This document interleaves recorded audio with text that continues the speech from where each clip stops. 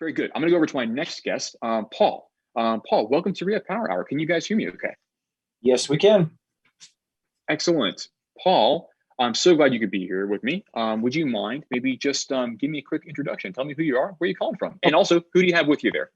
Okay, I have Janet Bunch with me, and Hey, Janet, how are you? Hi, good. Very good. She had a hemorrhagic stroke in 2017. Okay. And she is still recovering.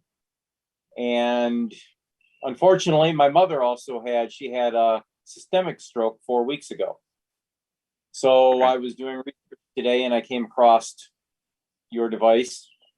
And in fact, I'm inquiring for both of them. I think my mother is probably too early. She's still in inpatient rehab for another 2 or 3. But I thought we would investigate it for Janet, and if we go that route, when my mother comes home, she might be able to try it as well. So sure, that's kind of why how we got here today. Sure. Well, thanks so much. I appreciate it. So Janet, tell me a little bit about your experience with rehab to date. What was your experience? Did you go to inpatient rehab? Tell me about your path so far. Well, what can you say? Well, she has severe aphasia. Okay. She spent 6 weeks at the Rehab Institute of Michigan, inpatient. Okay. Okay. Where she started in a state of complete paralyzation on the right side. And at the end of the 6 weeks, she was walking with a cane. And then she went to subacute for a better part of 3 months. And while she was in subacute, she had another minor bleed on the right side instead of the left side. And in fact, really no setbacks from the bleed on the right side. She spent 5 days in intensive care, went right back to subacute, and was home 2 weeks later. Okay. And we've been doing up until COVID hit, we were doing probably as much inpatient rehab as insurance would allow. Sure. So for the last 18 months, we've been out of rehab, but we go for regular walks, and I've made several exercise devices that I picked up from sitting through for therapies, such as. I like it, Paul. So let's see tell me what you got. Well, we've basically putting washers on dowel rods up high. We do all that. Okay. Pegs and holes. Okay. Pipe fittings, threading pipe fittings onto their mating fixtures. So yeah. we've got stuff set up at home, and we try and do that as much as she'll take. Wow. And we all have a threshold. Yeah. I mean, she does have fairly good use of her right hand when she wants to use it. So I'm thinking the repetition would help her with the recognition of that side. Sure. Yeah. So I think a couple things. It sounds like you're already getting some good function back, which is great. And you're up and walking. Are you still using a cane? Nope, no cane. Okay. No cane. Very good. Goes up and downstairs. She's very, very stable on her feet. Very good. we're dancing it now. Okay. Yep. Very good. Very good. She likes dancing. Okay. Well, excellent. So, question then for you guys: what is going on then with your right hand? Is it mostly a coordination problem? Is it an awareness problem? Can you bring it up in front of the camera and here, this one? Yeah. Show me. Okay.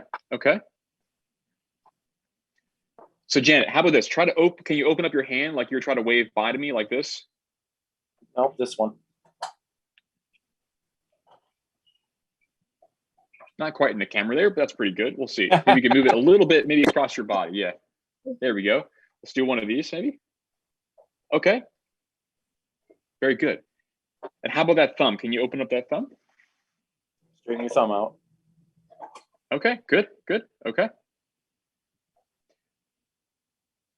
So there is some coordination challenges there, and that's okay. Right. That's good. But you got some good volitional activation. It sounds like you can feel it, and it will trigger, and it kind of actually you got some more extension there when you really thought about it. That's really good. So in terms of questions for me, then, so it sounds like you're interested in it for the Motus hands Right. perspective. Got a little bit of toe drop, but that seems to be improved the more we walk. Okay.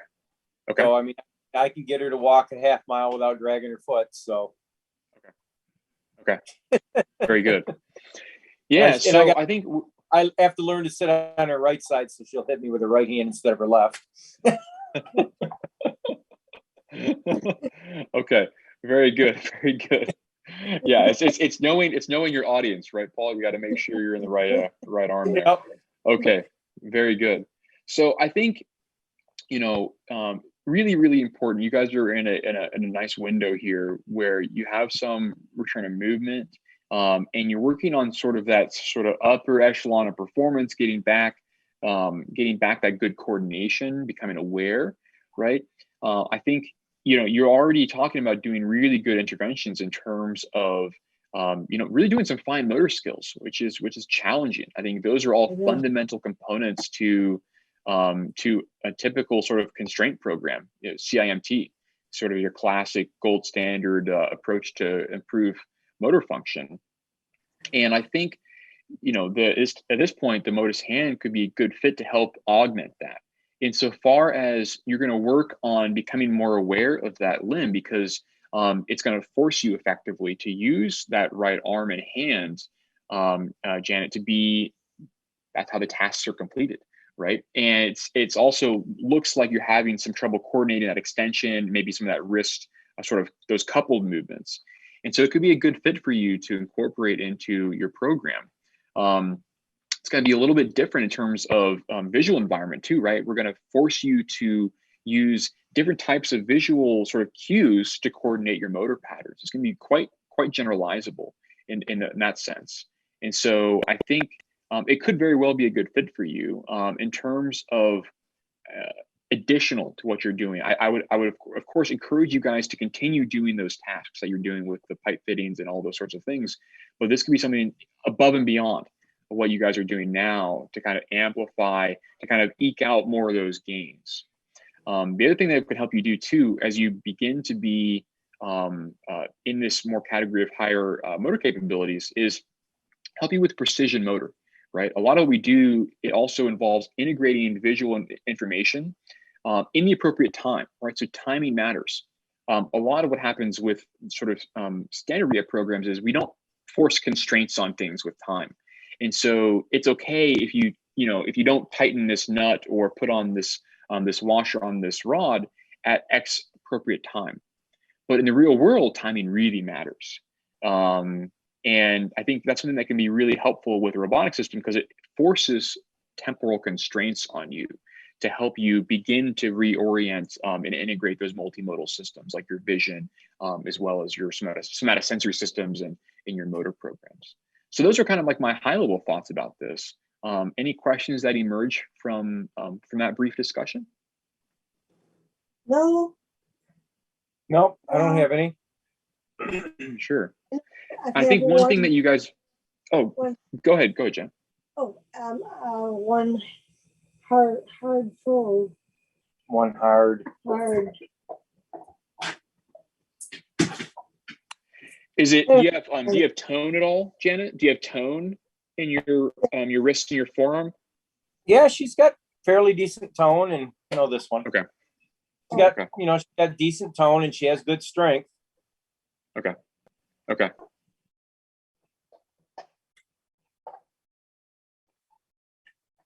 I think it could very well be a good fit. So I think that, and you're also quite motivated. You're doing these tasks, which is also a really big key, and you're going to be engaged. I do want to bring up quickly, Paul, its potential utility for. You mentioned your mom as well. I think you could be exactly right when it comes to timing matters, right? There is Mhm. actually a period of time immediately after stroke that doing intense rehabilitation is actually not advantageous. There was a really cool big randomized control trial. It's called the Vectors trial. It was actually run by Dr. Steve Wolf. He was one of the PIs there, and they investigated very early repetitive task practice. And they found that early on, in the first couple of days, we're talking 6 days here, it actually has an adverse effect. So it's much better to allow some what's called hemodynamic stability, basically making sure we're not having active bleeding, these sorts of things. There's a lot of inflammatory markers that have to be recovered. But after that period of time, after that kind of maybe a week, maybe 10 days, it's appropriate then to start to layer in more intense rehab programs. Now, that's just sort of the underlying neurophysiology of it. Now, of course, you have to layer on the constraints, the administrative constraints of what is it appropriate for the inpatient setting? Is there going to be support there from the staff? These sorts of things. Right. So I think those things need to be considered as well. But I think outside of that time frame of very, very early intervention, kind of that 10-day period, these sorts of things are appropriate provided they are dosed correctly. That's a very, very important thing, right? We don't want to jump straight into 6 hours of rehab a day. That's going to be not appropriate. We need to be rational with this. We need to build up slowly. Yeah, she's in the 5-hour range right now. Okay. So 5 hours of rehab or 5 hours. 5 hours. Oh, Okay. 5 hours combined OTPT and SLP. Okay. So yeah, if she's already getting that, and this is your mom, correct? Yes. Yeah. So if she's already in this phase, something like the Motus scan could be appropriate, to really help with that transition period, right? It's really good for after, you're going from a dedicated intervention in the inpatient setting, and that transition to home environment, really steep drop off, right? There's not a lot of support there, and it can be very challenging, very stark. And so it can really be helpful in that transition period where you go from inpatient, where there's a lot of support staff, physical occupational therapists, speech language pathologists that are there to help. And so something like this is really good to have set up to help ease that sort of transition back to the home environment.